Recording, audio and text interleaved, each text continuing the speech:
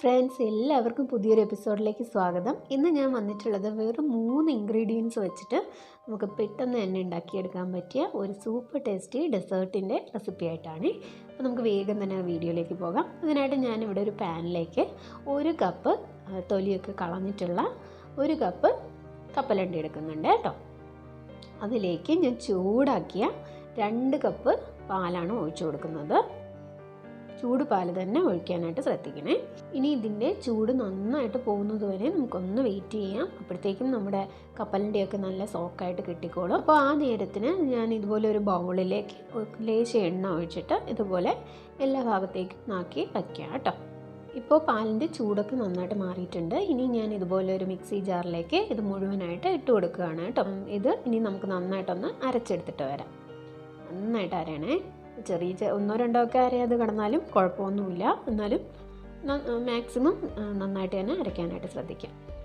ഇനി ഞാനിതുപോലെ പാന് ഒന്ന് ചൂടാക്കാനായിട്ട് വെച്ചിട്ടുണ്ട്. ഇതിലേക്ക് നമ്മൾ അരച്ച് വെച്ച ബാറ്റർ ഇതിലേക്കൊന്ന് ഒഴിച്ചു കൊടുക്കാം.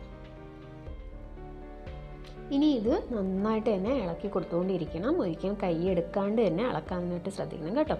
ഇല്ലാന്നുണ്ടെങ്കിൽ പെട്ടെന്ന് അടുക്കി വയ്ക്കാനായിട്ട് സാധ്യതയുണ്ട്. നമുക്ക് മീഡിയം ഫ്ലെയിമിൽ ഇടുന്നത് തന്നെയാണ് നല്ലത്. ഇപ്പോൾ ഒന്ന് കുറുകിയിട്ടുണ്ട്. ഈ ഒരു പരുവാകുമ്പോഴത്തേക്കും നമുക്ക് 1 കപ്പ് പഞ്ചസാര കൂടി ചേർത്ത് കൊടുക്കാം. പൊടിക്കാത്ത പഞ്ചസാര തന്നെയാണ് ചേർത്തിട്ടുള്ളത്. ഇതുകൂടി ചേർത്ത് നന്നായിട്ട് മിക്സ് ചെയ്തുകൊണ്ടിരിക്കാം. കൈയെടുക്കാണ്ട് തന്നെ മിക്സ് ചെയ്തെടുക്കണം കേട്ടോ. ഇപ്പോൾ കണ്ടില്ലേ, ഏകദേശം ഒന്ന് കുറുകി വരുന്നുണ്ട്. നന്നായിട്ട് കുറുകി വരണം.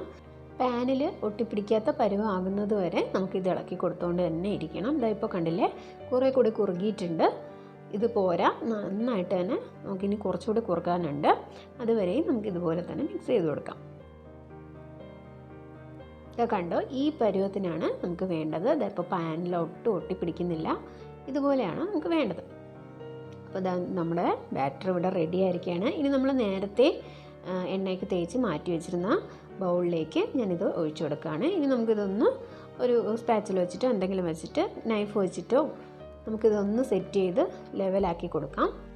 അതിനുശേഷം ഇതിൻ്റെ മുകളിലേക്ക് കുറച്ച് നട്ട്സ് വെച്ചിട്ട് ഒന്ന് ഗാർണിഷ് ചെയ്യുന്നുണ്ട്. നമുക്ക് ഇത് ഓപ്ഷണലാണ്, വേണമെങ്കിൽ ചെയ്താൽ മതി.